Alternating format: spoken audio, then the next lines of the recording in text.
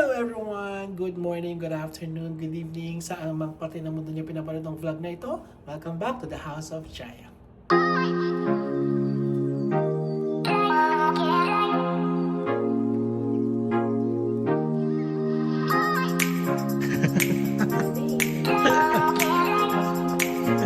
Ano ba yan? Happy birthday, Lana! Wow, salamat!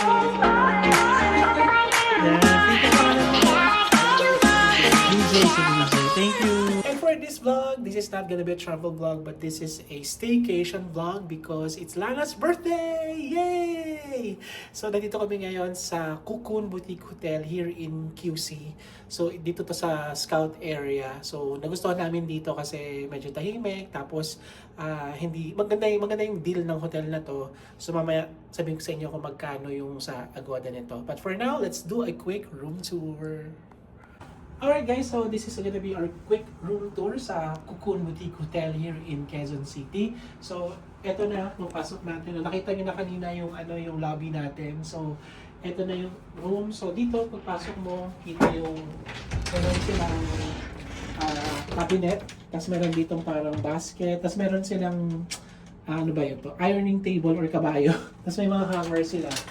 Ano nga sa'yo pag may mga hanger? 4-star hotel. 4-star. Pag may mga hanger daw pala, 4-star hotel. Ganun daw pala yun. Pag 3-star, walang hanger. Parang ganun. So, yan. Tapos, dito, meron pang isang cabinet na ayaw magpabukas. Ay, may blower. Merong weighing scale. Parang sila. Tapos safe.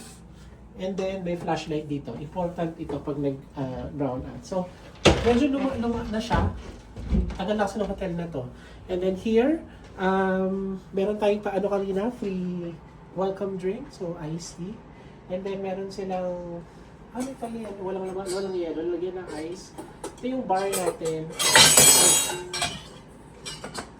Ayan, ito yung bar natin. As usual, may water, may kettle. Yung water ay refillable lang. Hindi na uso ngayon ng bottled water, guys. Dahil mas sustainable ito. Pero, what I like about, tingnan nyo, naka-seal yung tubig.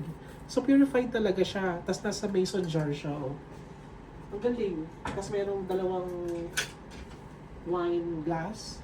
And then, meron dito, walang laman. So, hingi tayo. So, dapat may laman to, di ba? Walang mga kape-kape. Tawag natin yan later. And then, dito, walang namang laman. Tapos, may fridge. Yan, bukas na yung fridge niya. Tapos, merong mga chinelas na hindi natin gagamitin, uwi natin. And then here, ito yung nalagyan ng mga maleta. Ito yung gamit namin. So, dahil 2 nights lang kami dito, hindi na kami dala ng maleta. Mga duffel bag na lang ang dala namin. And yeah, dala namin yung pang office bag kasi after our staycation on Monday, we will diretso kami sa office sa Cubao. Yan, tapos merong full length mirror dito. Yan, ang laki. Gusto ko yung mga hotel na may mga mirror, no? And then here is the entertainment area. Yan, tapos may cable. I think this is, smart TV siya, May Netflix, may YouTube. So makakapanood tayo ng mga updates sa vlogs natin, sa ibang mga vlog. Yan, tapos dito merong working table. Merong, notepad, ganyan, may pen. Tapos meron silang mga parang, cocktail bar. Pero sabi sarado pa rin ngayon. Sunday pa rin magbubukas. Saturday. May table dito. Tapos, merong upuan. Actually, pwede daw mag-invite ng guests. Yung guests hanggang 10 PM lang sila. Okay lang doon. May mga dito. Magazine. Tapos, tumasa ako doon sa counter. Machine operated daw itong ito pala yung natin, view. Sa gilid. Parking. Gilid yung view na, hindi. Kabila. Kita ko yung McDo. Ayun, McDo. Pag nagutom tayo mamaya. Ayun, tignan mo, pakita mo. Kagandahan pala dito guys, tingnan nyo, Kita yung may McDo, walking distance lang, tapos sa katapat niya, tawid, Jollibee. Hindi kita yung Jollibee.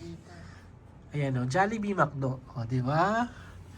And syempre, ang pinaka gusto natin, ang bed. Look at that. Look at the setup. Guys, walang bayad yan Tinawag ko lang. Sabi ko, pwede magpa-setup ng happy birthday greetings for Lana. Ayan yung sinet up nila.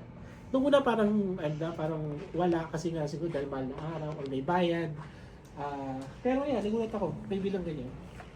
Tapos yung bed, comfy naman. Tsaka malaki. Malaki yung bed, dalawang single bed, pinagtabi nila. Yung ginawa nila. Okay, so ayan, tapos dito, walang table dito. Ito wala. Kabilang side, may table. Dito ang side, Ganyan. tapos may phone. Bakit Hive? Hive Convention Center Place. Siguro tie up nila yung Hive. Sila rin na may-ari, no? Isa lang, no?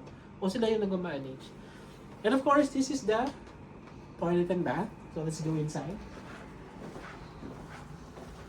So tingnan nyo guys, so yung pinto, medyo luma-luma na. Kasi itong Cocoon Hotel, nakita ko na to mga 15 years ago. Or maybe 10 years ago. Sikat na tong Cocoon Boutique Hotel dito sa Quezon City. So, nung vlogger era, mga 2013, 14, 15, vlogger as in Bia, as in magsusulat ka, long form na sulat tungkol sa travel. Uso na noon yung mga ini-invite for hotel staycation, tapos i-review mo sa vlog mo, ganyan-ganyan. Itong Cocoon Boutique Hotel, isa to dati sa mga pinupuntahan ng mga travel vlogger. Hindi ako nakapunta dito. I'm not sure for some reason, hindi ako kasama sa list nila. Pero, anyway, we're here. So, ito yung toilet. So, ito, merong maliit na bath. At least, pwede mong isara, di ba? Ayan. Tapos, ito yung bath, dito yung toilet. Ayan. Pwede dito. Ayan. Ayan. And, the best of all, meron silang bathtub. So, mamaya mag-ilanti tayo dito. Bumili kami ng bath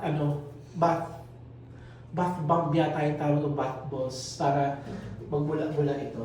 Tapos, pwede mong buksan ito. Para kita mo yung labas, kali ka rin manood-nood, ganyan-ganyan. Ayun, so lahat ng lahat ng room dito sa Cocoon Boutique Hotel ay merong bathtub. Tinanong ko yun. So, yun naman sa sink, yung usual na dental kit. Yung kagandahan sa kanya, lahat ng hand soap, bath gel, shampoo, hindi siya yung nasa Ganun tube, dati. no? Ito lang uso ngayon. Mas gusto ko nga ito, mas sustainable. Kasi, di ba, refillable lang. So, hindi mo iuwi, di ba? Ayan, yun lang. Yun lang naman, nandito sa Cocoon Boutique Hotel. So, later on, punta tayo dun sa pool, tingnan natin. Tapos tomorrow, papakita ko sa inyo yung breakfast. But before that, mamaya ako nasasabihin pala kung magkano to. Sa dulo na lang. Ayun pala, important items that you need to know before you book here. Free yung parking, malawak yung parking nila. So, siguro dapat mauna lang kayo. Kasi baka maraming mag-check-in, maraming mga may kotse. So, malawak naman.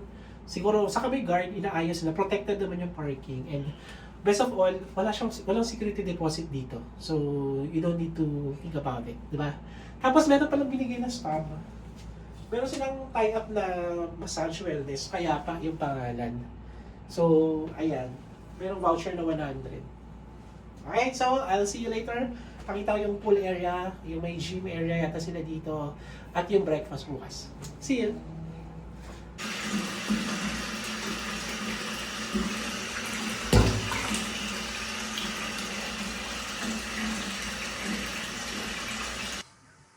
So guys, ito yung kanilang lobby. Medyo malawak naman and elegante naman siyang tignan. And on the same floor kung saan kami, nandun yung kanilang mga gym equipment, like itong mga to. And hindi siya ganun karami, at least meron sila. And on the rooftop, nandun yung kanilang pool. Hindi kami napag-swimming kasi lumabas kami. But ayan yung pool nila if ever you want. And yung kanilang breakfast pala, buffet yung ibang options kapag weekend. Pagka weekdays naman, may menu lang sila. So ito yung X-Station nila, tapos yung coffee nila ay unlimited din, and then they also have some fruits, salads, and breads. So pwede kayong kumuha dyan.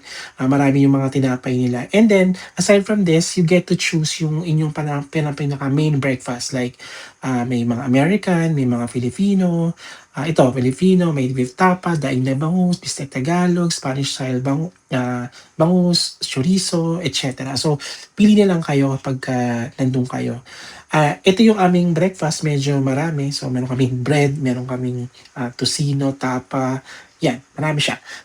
Nabook namin itong hotel na 'to sa Agoda. So, ito yung pag October 10 to 11 kayo, 3,456 for 2 packs with breakfast na 'yan at yung mga pinakita ko sa inyong amenities kasi pare-pareho naman yung room nila. Ipi-pin ko yung link ng hotel na 'to sa comment sa baba para makapag-book din kayo sa Cocoon Boutique Hotel.